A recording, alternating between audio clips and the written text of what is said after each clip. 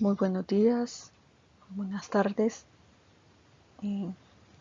Vamos a iniciar con el contenido del tercer parcial que se concentra en el estudio de la arqueoastronomía maya. Entonces, vamos a comenzar con algunos elementos introductorios sobre los mayas.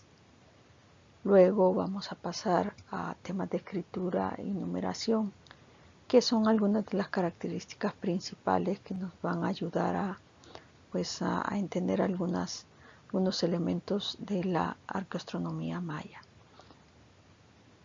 Vamos a comenzar con una breve introducción, recordando lo que vimos en la segunda unidad, donde se ubicaba la civilización maya dentro de Mesoamérica, donde nosotros podemos identificar la región donde hubieron asentamientos mayas, pues lo podemos ubicar dentro de la península de Yucatán, todo el territorio de Belice, Guatemala, parte de Honduras y parte de El Salvador. Y lo podemos ver en el mapa, que es esta región verde la que corresponde a los asentamientos que se le consideran asociados a ese grupo, al grupo maya. Claro, Mesoamérica es mucho más grande, como lo hemos estudiado en la segunda unidad, pero entonces vamos a considerar que esos son los territorios asociados a este grupo en especial. Si ya nos vamos con más detalle, podemos diferenciar algunas zonas, algunas regiones con características muy particulares en esta región maya. Prácticamente se divide en dos grandes áreas, las tierras bajas y las tierras altas. Las tierras bajas que están asociados más con territorios que están más cercanos al nivel del mar, mientras que las tierras altas quedan en las zonas montañosas de la región maya. Aquí en el mapa podemos ver que además la región de las tierras bajas se puede subdividir en la zona norte y en la zona sur. La zona norte, que se ubica en la península de Yucatán, cuyas características es que son regiones muy bajas respecto al nivel del mar.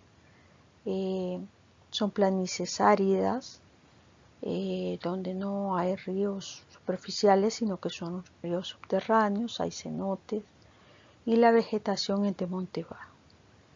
Si ya nos vamos a la zona norte, a la zona central, siempre de las áreas de las tierras bajas, va cambiando, y eso precisamente por eso es que se hace esa diferenciación entre estas diferentes zonas dentro de la zona maya, porque va cambiando diferentes elementos de esos territorios.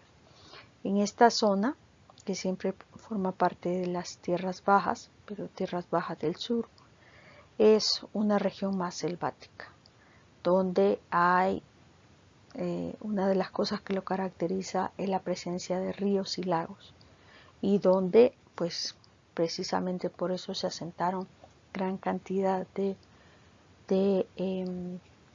pueblos en esta región.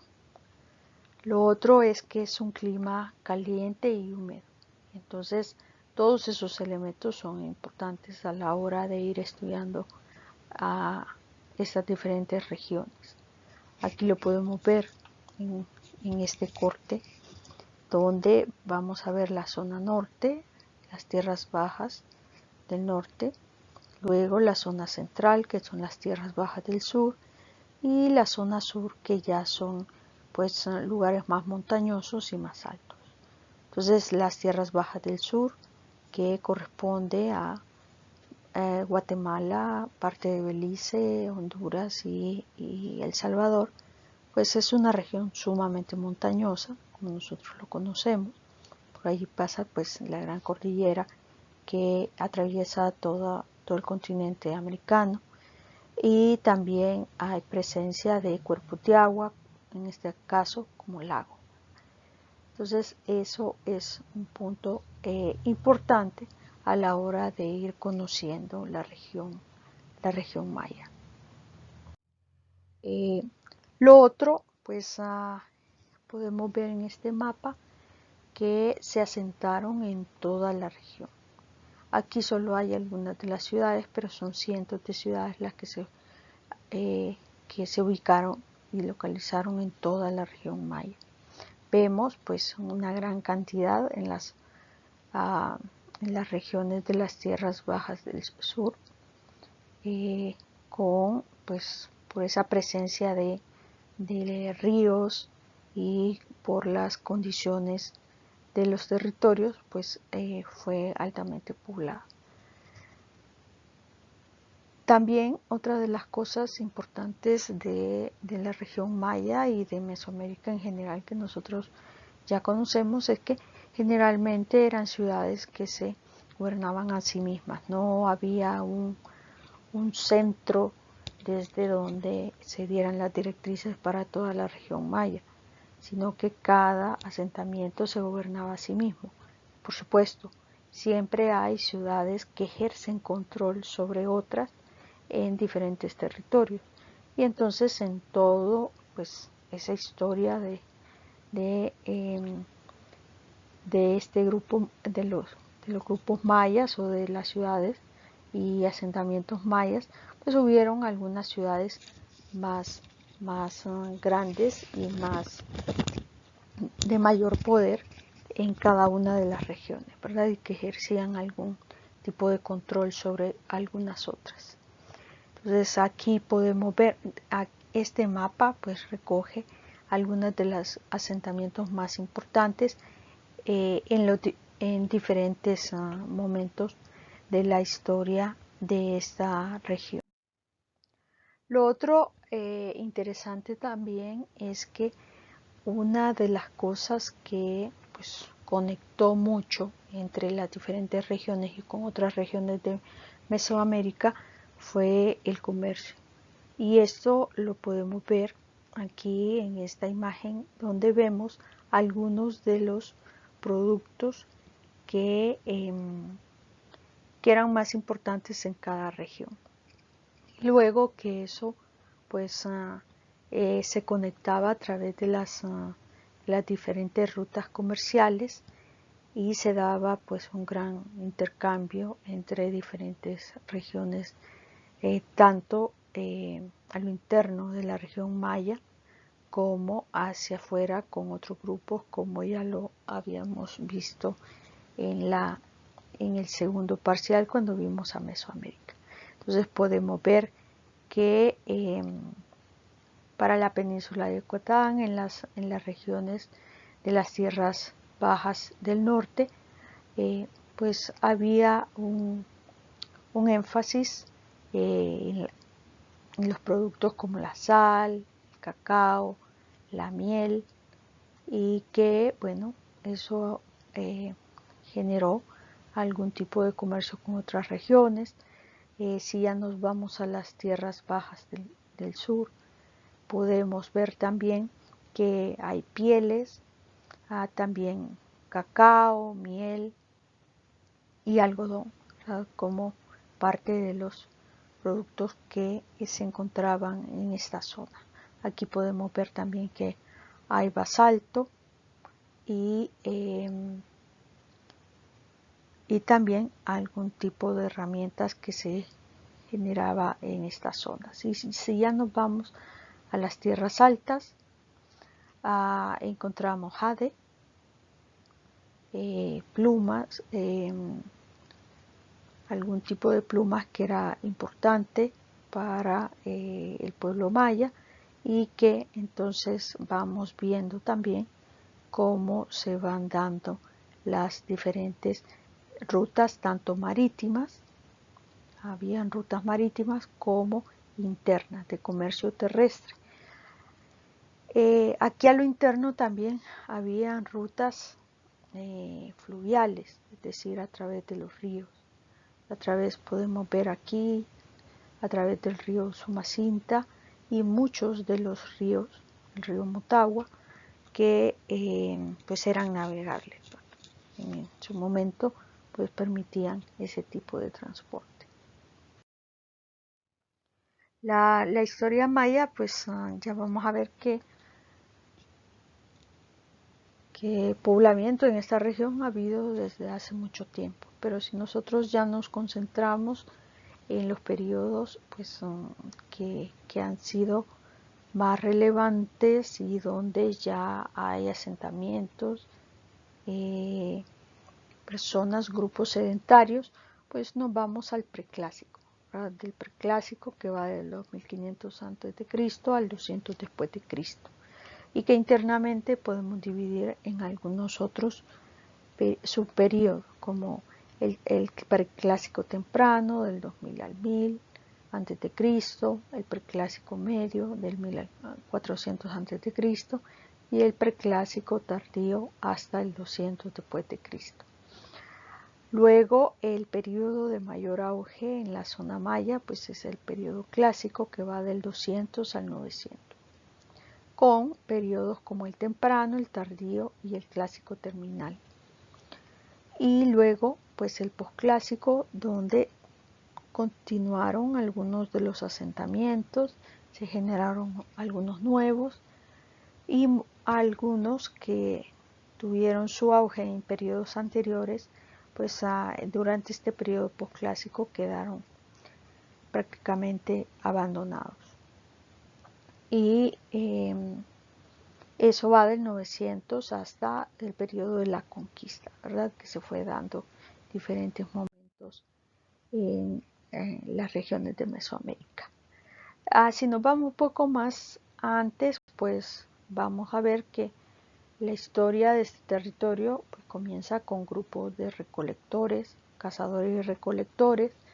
Los lugares más antiguos de los cuales se tiene algún registro de poblamiento, pues son algunas regiones en Guatemala, en Chiapas, en la parte de Yucatán y en Belice.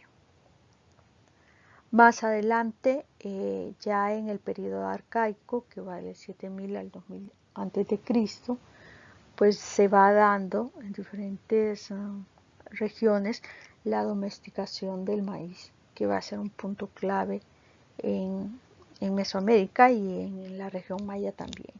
También hay cultivo de frijol, de calabaza, y la recolección de moluscos es otra de la evidencia que se ha encontrado en estos territorios.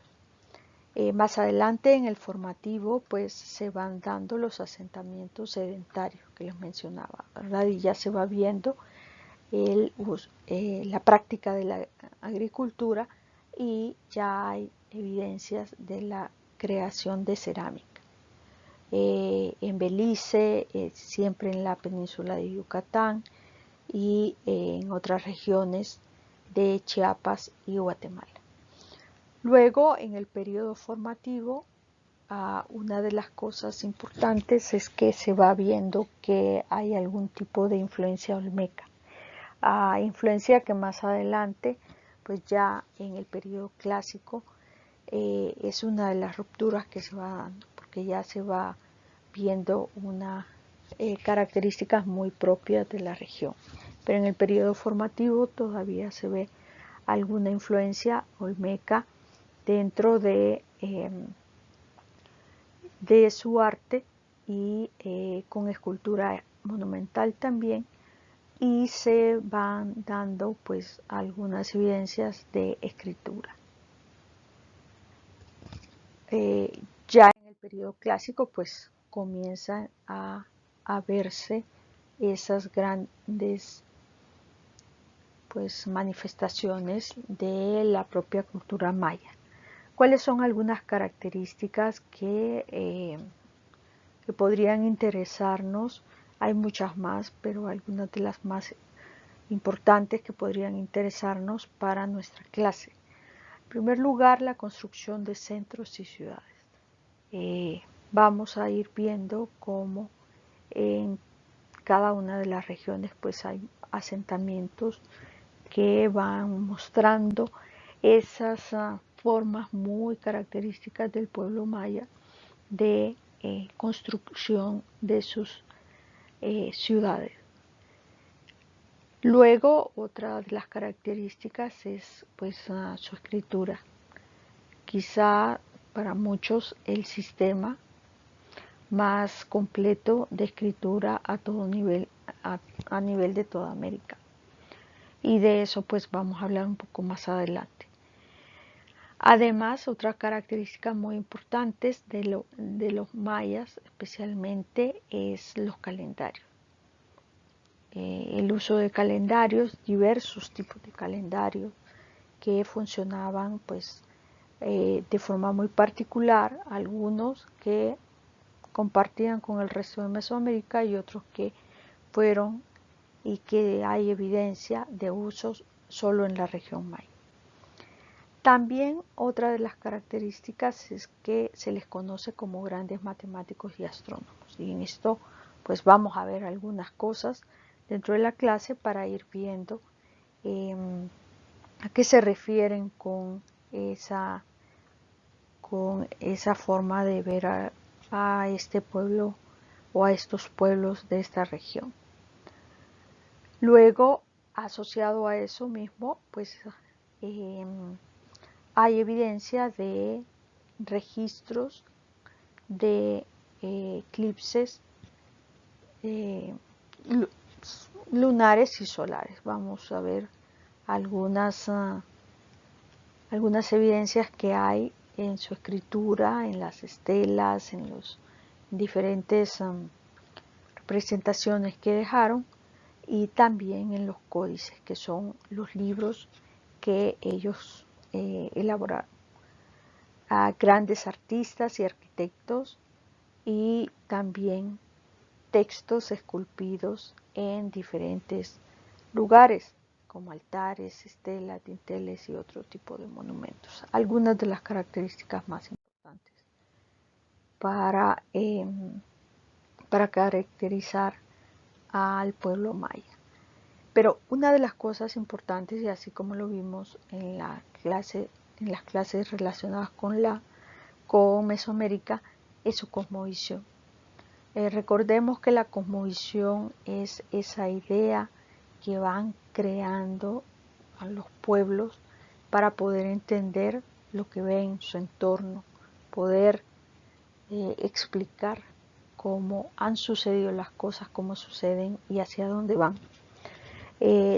Para eso pues se necesita ir dándole lugar a los grandes elementos de la naturaleza y de nuestro entorno,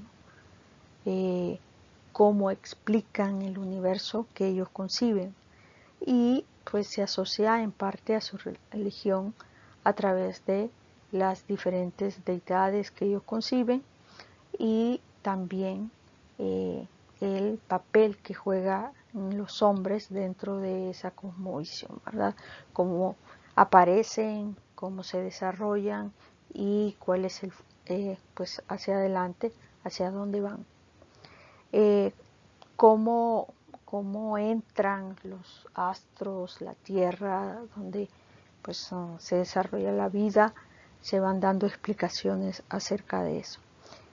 Y al final pues es entender y poder dar una explicación a todo lo creado.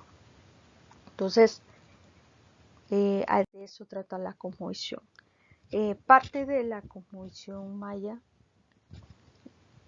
parte de los elementos de la cosmovisión maya que podemos mencionar algunos elementos porque es más complejo que esto, pues, pero que nos interesan especialmente ligado con los temas que vamos a ver arqueoastronómicos. Pues una de las cosas es igual que los mesoamericanos, concebían al universo como un elemento tripartito, es decir, con tres grandes mundos: el mundo celeste, el inframundo y en este caso el inframundo tiene un nombre particular asociado a las lenguas que se hablaban en esta zona y se llama Xibalbá. Y luego el mundo terrestre. Cada uno de estos mundos también tenía sus particularidades. En el caso del cielo, pues estaba dividido en 13 diferentes capas o niveles. La región del inframundo, 9 niveles, y en el caso de el mundo terrestre, más que niveles, tenía pues una estructura de rumbos, ¿verdad? Diferentes direcciones y con ciertas características que explican cómo es la topografía de la región donde se desarrollaron los mayas. Y eso lo que hace es que no solo es un universo que tiene niveles de forma vertical, sino también que tiene una dimensión horizontal. Y eso, pues, para algunos lo conciben como un gran cubo, ¿verdad? Que contiene esas diferentes partes de ese universo. En el caso de, entonces, de ese mundo terrenal, de ese mundo intermedio entre el cielo y el inframundo, pues era una plancha plana flotando sobre el agua, cargada por un monstruo acuático, o siendo un monstruo acuático o una tortuga, y que entonces esa superficie rugosa se asocia a esa superficie de este reptil o de esta tortuga que formaba parte de la Tierra. Allí lo podemos ver en esta ilustración, que es una ilustración actual con elementos de la iconografía que los mayas nos han dejado, que va pues dándonos una idea de los diferentes niveles: el cielo, el inframundo y el elemento terrestre. Todo esto unido al centro por una especie de árbol. En este caso se asocia al árbol de ceiba como ese elemento que unía a los diferentes niveles. Ese árbol de ceiba por eso es considerado dentro del mundo maya como un árbol sagrado. Lo otro es las diferentes direcciones del plano terrestre. Y acá pues entonces vamos a ir asociando un nombre y un color hacia cada una de esas regiones.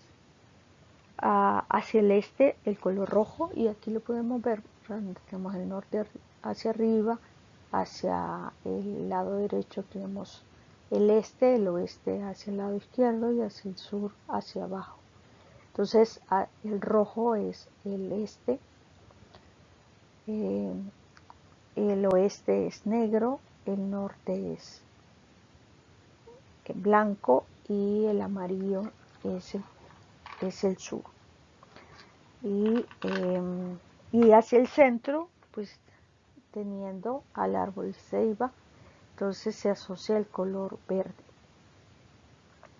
Ese árbol de ceiba pues es un árbol que tiene pues una gran altura, es bastante rectilíneo, sus ramas son bastante amplias y que esas ramas conectan con el cielo, y luego sus raíces son igualmente amplias y conectan con el inframundo. Entonces esa cosmovisión también ligada a esa creencia de los mesoamericanos de la creación y destrucción continua del universo en varias ocasiones, y que pues lo relatan algunos de esos mitos de creación y de algunas otros eventos en esa vida que percibían los mayas a través de los libros que han quedado y que han llegado hasta nosotros y que recogen esos mitos de la cosmovisión maya. Que algunas de las cosas que se conocen respecto a esa cosmovisión, pues que percibían que pues la vida fue concebida a partir de su inicio, a partir de un mar primigenio, es decir, las aguas que estaban presentes y que se consideran ese mar primigenio.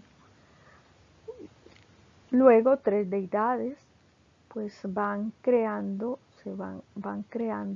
el resto de cosas que van a ir apareciendo en ese universo, en los diferentes niveles del universo, y van creando esa separación entre los diferentes niveles del universo, y utilizan tres piedras para separar esos niveles del universo, y luego pues van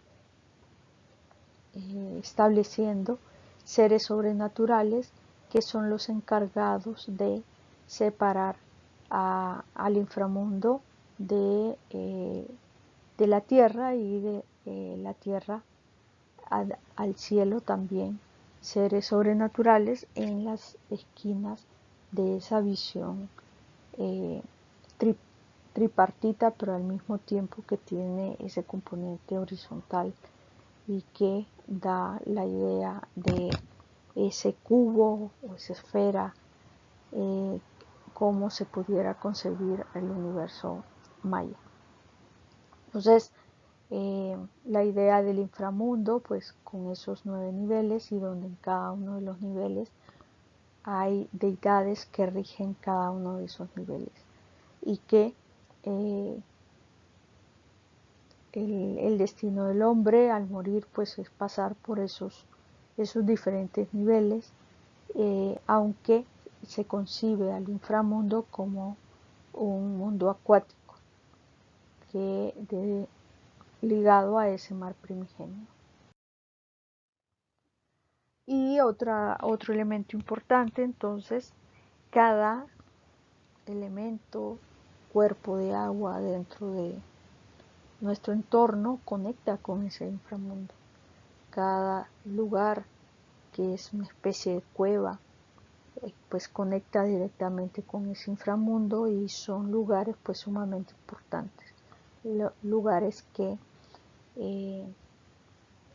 donde se generan rituales, donde se dedican rituales, pero al mismo tiempo lugares sagrados, así como lo habíamos visto en la cosmovisión mesoamericana. Entonces esa conexión entre los diferentes niveles va a ser un punto clave, importante. Por eso el árbol de selva es un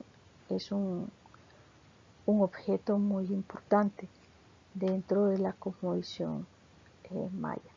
Lo otro son las montañas, que las montañas, a partir de ese mar primigenio, pues lo primero que va surgiendo es esa montaña sagrada, ese lugar desde donde se generan los principales sostenimientos o mantenimientos de la vida.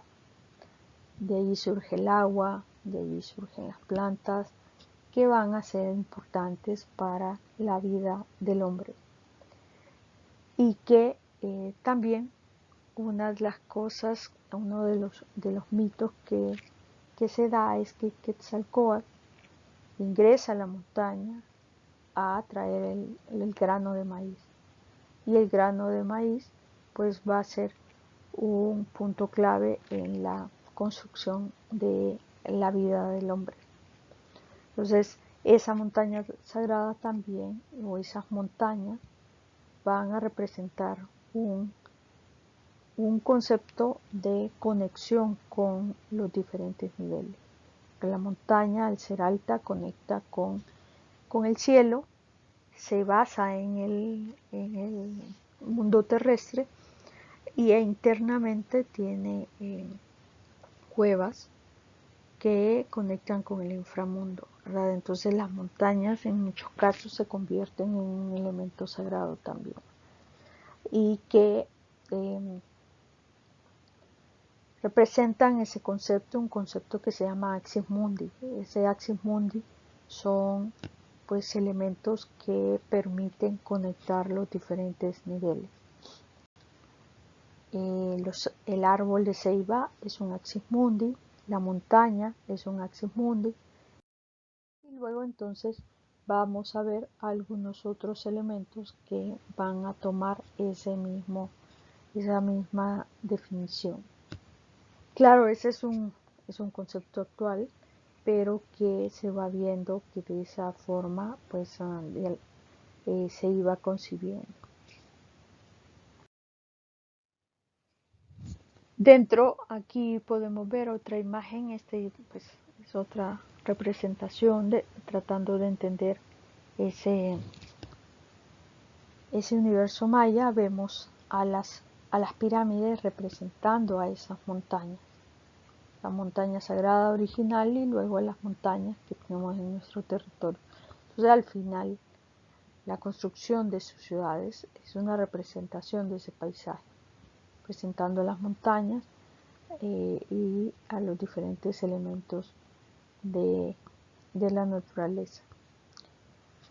Y aquí podemos ver los rumbos, ¿verdad? Los 4 rumbos, hacia el norte, hacia el sur, hacia el este y hacia el oeste, con los diferentes colores. Se les asocia un color a cada una de las regiones. Pero otro punto importante va a ser pues hacia arriba y hacia abajo.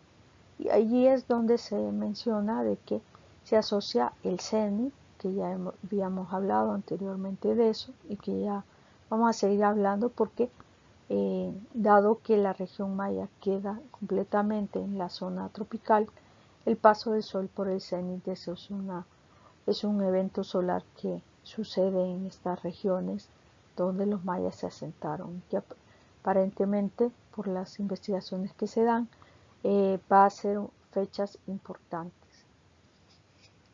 Y luego, pues contrario al cenit, tenemos el nadir, ¿verdad? Que es ese punto pues por debajo del horizonte y opuesto al cenit. En cada uno de los rumbos también, además de tener algunos seres sobrenaturales que permitían la separación entre los diferentes niveles, que en este caso se llaman backups y paguantunes, es decir, en cada una de las esquinas de ese universo, que son 4, vamos a tener esos seres sobrenaturales. También en algunos casos se menciona que pudieran haber árboles de ceiba, además que el más importante iba a estar al centro. Y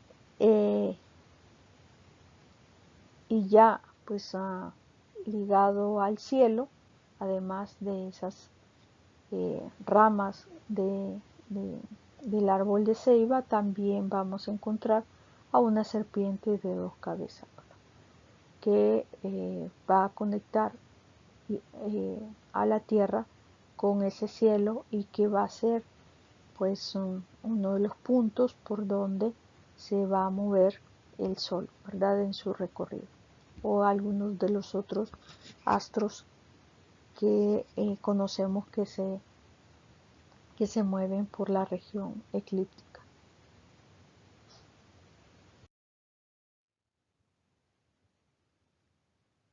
Y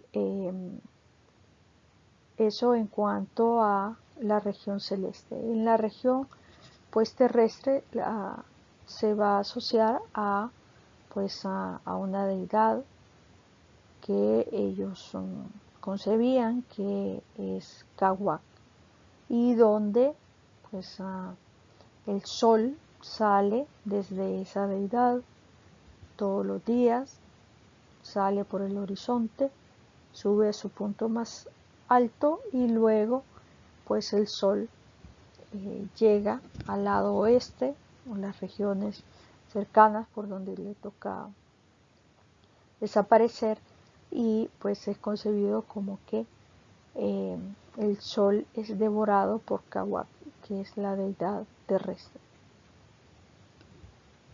Pero esa visión hace ver de que realmente el sol, lo que sucede es que va a pasar hacia el inframundo, devorado por el dios Kawak, pero pasa hacia el inframundo y vuelve a renacer el siguiente día. Y es que esa visión, tanto de esa dualidad y ese concepto cíclico que mirábamos en la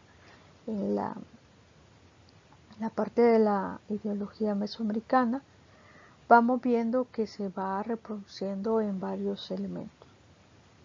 En la salida y puesta del sol diariamente y de los otros astros, pero también en cuestiones como pues el cultivo del maíz, ¿verdad? Donde al igual que el sol,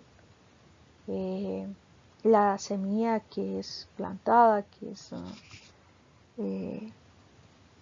es sembrada, pues prácticamente es devorada también por esa deidad, ¿verdad? Pero que a partir de esa acción, tiempo después, surge la vida a través de la planta del maíz. Entonces, son esos diferentes conceptos complementarios, duales, que ellos iban concibiendo en todos los elementos que percibían en la naturaleza.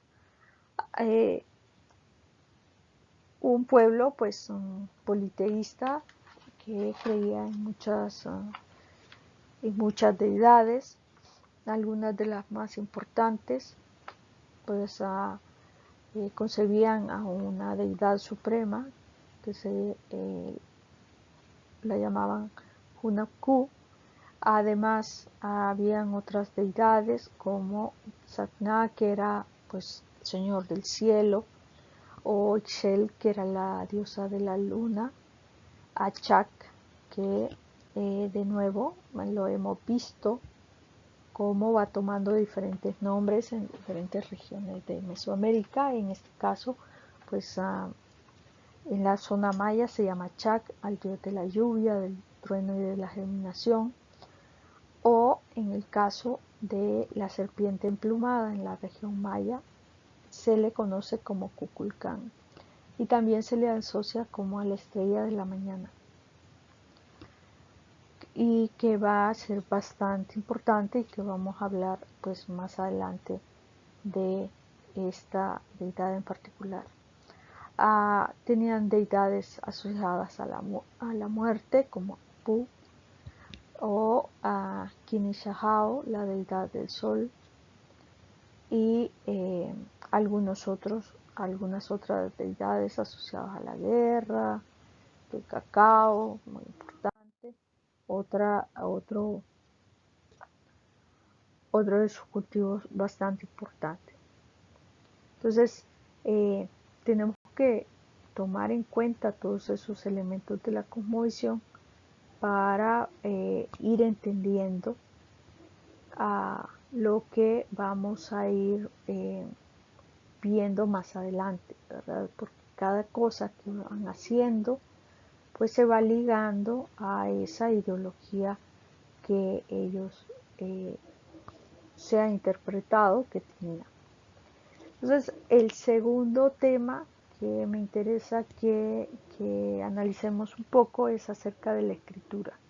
No es que vamos a ver todo el sistema de escritura, pero sí tenemos que entender algunos elementos claves para luego adentrarnos un poco en la parte de calendarios, que en los calendarios es un punto clave de la parte arqueoastronómica.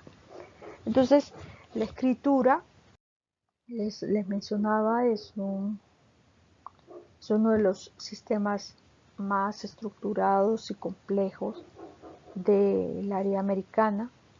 Allí podemos ver una imagen donde vemos una inscripción, vemos cómo está organizada en filas y columnas, y donde hasta el momento pues ya se tiene un desciframiento bastante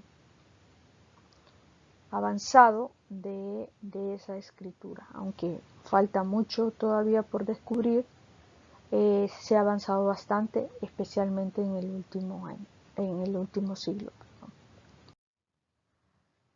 Bueno, pero en toda esta región, imagínense, en miles de años, varios miles de años, en una región tan amplia que va desde la península de Yucatán hasta el occidente de Honduras y El Salvador, pues no es una sola lengua la que se ha hablado, sino que se conoce que hay varias decenas de lenguas que se han derivado por allí de algunas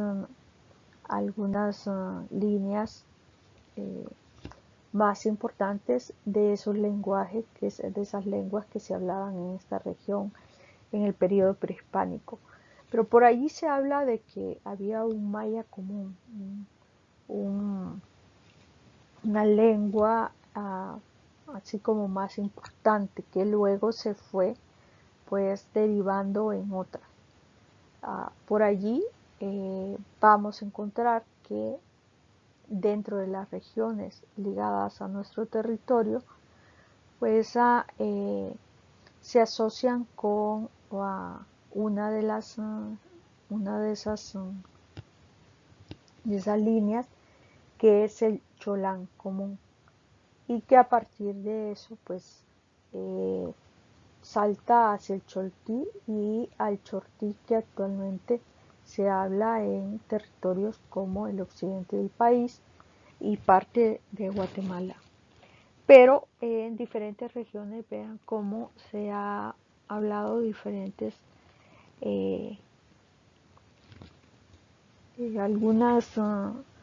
algunas lenguas pues que van tomando unas diferencias y que lo convierten en una lengua aparte. Aquí podemos ver donde se ubican, porque las lenguas mayas son lenguas, en muchos de los casos, vivas todavía, ¿verdad? Donde hay hablantes. Y vemos al maya yucateco, al chontal, al chol, al chortí, al quiché, al mam, diferentes lenguas que se han ido pues subdividiendo y se han vuelto en varias decenas de lenguas solo dentro del área maya, y que tienen pues algunas lenguas en común hacia atrás.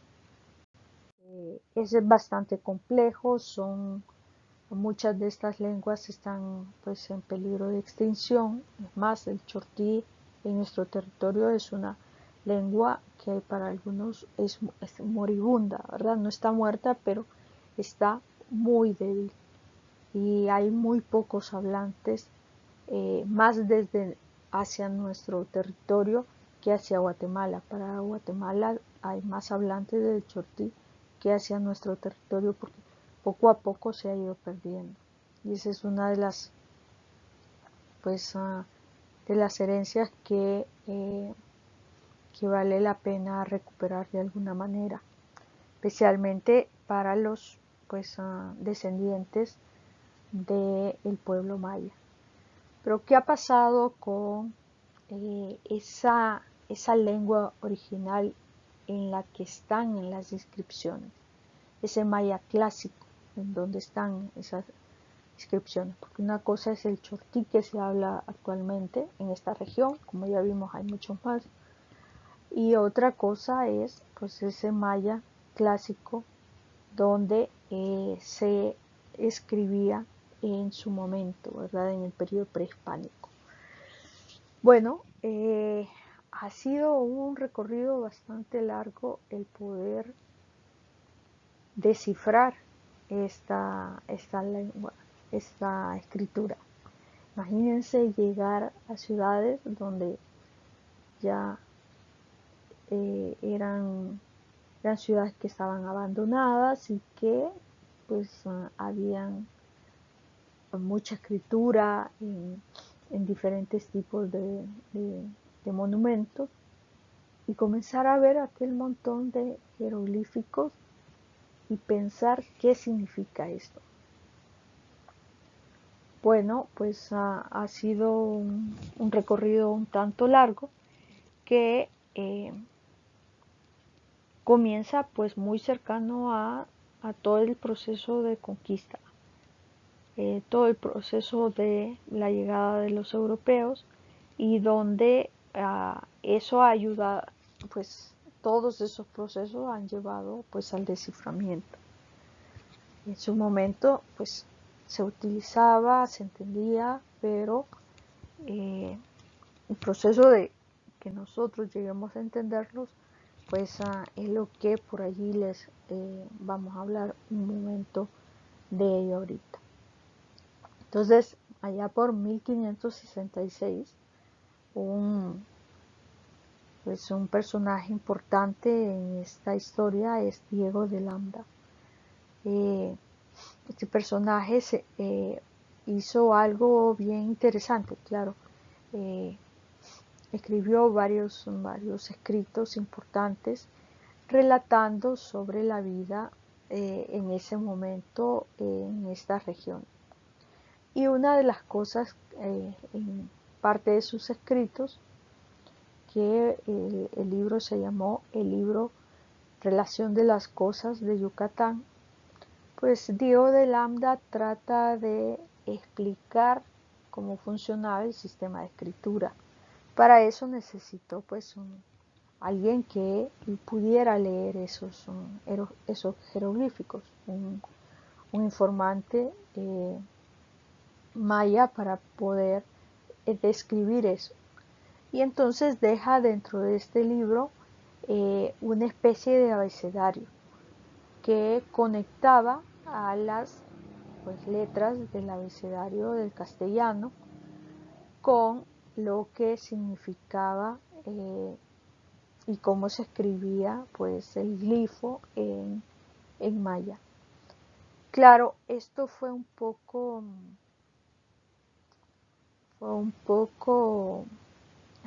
como a la fuerza, ¿verdad? Porque no necesariamente los sonidos del castellano iban a corresponder a los sonidos mayas, pero él trataba de conectar estas dos lenguas, ¿verdad? Entonces va preguntando y como puede, el informante le va diciendo lo más cercano que se pudiera comprender relacionando a las letras del castellano, ¿verdad? Entonces este elemento ha sido bastante importante para el desciframiento. Claro, se necesitan otras condiciones porque este es un elemento clave, poder saber qué letra pues corresponde a una letra similar en la lengua que se quiere o en la escritura que se quiere descifrar. Pero también se necesita que haya suficientes inscripciones, y esta es una de las ventajas que tiene la escritura maya, que hay inscripciones en muchas, en cientos de las ciudades donde se asentaron los mayas, ¿verdad? Entonces hay miles de inscripciones que ayudan a hacer más fácil ese desciframiento. Entonces ese fue un punto clave en esa historia. Bueno, ese libro queda en el olvido, y por allí muy poco se avanza en ese sentido hasta casi 3 siglos después, cuando dos personajes, uno de ellos, John Stephen, que era una especie de diplomático, y Frederick Catherwood, que era un arquitecto y que dibujaba bastante bien, pues hacen un recorrido por varias de las regiones mayas para generar otro libro que se llama Incidentes de viaje en América Central, Chiapas y Yucatán. En ese libro van haciendo dibujos como este que está aquí, y donde se va retratando, claro, eran dibujos, puros dibujos que hacía Catherwood, de las inscripciones, de lo que van encontrando de los edificios, de las estelas, de todo lo que pueden ellos documentar de esos viajes que van haciendo. Entonces, ese libro pues es otro punto clave porque allí van quedando los registros de esa escritura. Más adelante, en 1862, otro personaje encuentra el manuscrito de Lambda, el que se generó en 1566, que había quedado en el olvido, pues se encuentra una copia de ese manuscrito y más adelante pues se hacen algunas traducciones y se van haciendo algunas notas descriptivas de ese manuscrito. Y es allí donde pues se le vuelve a tomar algún tipo de interés con lo que había hecho Stephen Catherwood, más encontrar de nuevo ese manuscrito de Lambda, comienza el interés por la escritura maya. Unas décadas después, ya en 1876, ya comienzan algunos personajes a interesarse, a tratar de entender, ¿verdad? Hasta el momento por allí se habían dicho algunas cosas, pero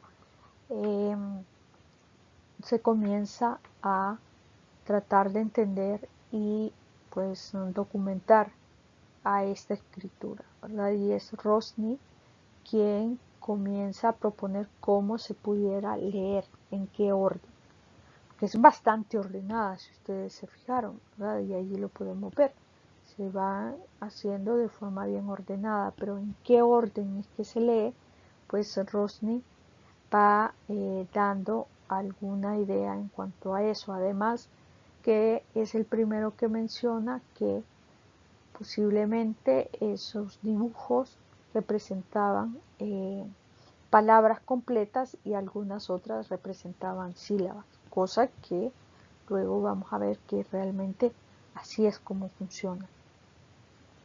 Más adelante otro personaje de apellido Mosley, ya pues hay fotografías y ya se comienza a hacer pues a tomar fotografías y hacer dibujos más precisos de todos estos dibujos, porque antes no existía, ¿verdad? Cuando vino Catherwood, pues básicamente lo hacían a puros dibujos principalmente. Y ya a inicios del siglo pasado, pues otro arqueólogo de apellido Morley ya hace una cuestión más estructurada, directamente enfocada en la escritura maya, y saca un libro que se llama Introducción al estudio de los jeroglíficos mayas. De las primeras cosas que interpretó entonces Morley fue la numeración y los calendarios, porque ese fue uno de los elementos que, como son bastante lógicos, es más fácil de poder abordar. A mediados ya del siglo pasado, otro arqueólogo, Thompson, de apellido Thompson, también escribe otro libro y hace, pues, bueno, no escribe solo ese libro, sino que dedica buena parte de su carrera al tema de el desciframiento de la escritura, y escribe un libro sobre precisamente la escritura jeroglífica maya. Igual que Morley se enfoca mucho en el tema de los calendarios. Morley dice, vean que ahí dice, las inscripciones mayas tratan en primer lugar de cronología, de astronomía, de cuestiones religiosas. Son tan completamente impersonales que es posible que jamás se haya grabado en ellas el jeroglífico del nombre de un hombre. Ahora se sabe que es todo lo contrario, ¿verdad? Sí hay fechas, sí hay cuestiones de astronomía, sí se habla de, pues, de aspectos de la región, de la cultura maya, pero se habla también de la vida de diferentes personajes, de gobernantes y de algunas otras personas, y se retrata mucho de la vida, y eso ha ayudado mucho a entender también la historia de los mayas. Al mismo tiempo que Thompson está trabajando, hay otro personaje ruso, Yuri Norosov, que está estudiando también la escritura maya y ya confirma lo que Rosny había dicho anteriormente, que esta escritura es logosilábica, es decir, tiene figuras que representan conceptos completos de cosas, animales, de palabras completas que se representan a través de esos glifos, y otros que se van construyendo las palabras a partir de sílabas. Entonces Norosov ya lo descubre. Rosny lo intuye, más o menos lo percibe, pero Norosov es quien realmente encuentra la evidencia para dejarlo claro, ese funcionamiento de esta escritura. Más adelante también a algunos otros, como Berlín, va encontrando que algunos glifos, como los que están aquí, representan nombres de ciudades, como este que representa la ciudad del Naranjo, Pomona, Tikal, hay para Copán, para diferentes ciudades. Y algunas otras personajes como Tatiana Proskoriakov, que pues hizo grandes avances en el tema de la documentación de las inscripciones, pero también en cuanto a su desciframiento. Allí vemos una foto, esto es en Copán, y donde pues cómo se encontraron, vean unas de las estelas partidas a la mitad, otras completas, y donde pues se fueron restaurando, y ahora podemos disfrutar de esos monumentos en el sitio de Copán. Aquí podemos ver esto, sea en piedra o sea como pintura. Ellos iban dejando pues inscripciones y su escritura relacionado con lo que querían comunicar, ¿verdad? Entonces vamos a ver en la siguiente clase algunos elementos claves de esa escritura, porque más adelante entonces vamos a ir entendiendo el tema de la numeración, de los calendarios, y también algunos elementos de los códices, que es donde está parte de lo que registraban relacionado con los astros. Entonces vamos a llegar hasta aquí, y el miércoles, la siguiente clase, pues vamos a continuar. Tengan buen día.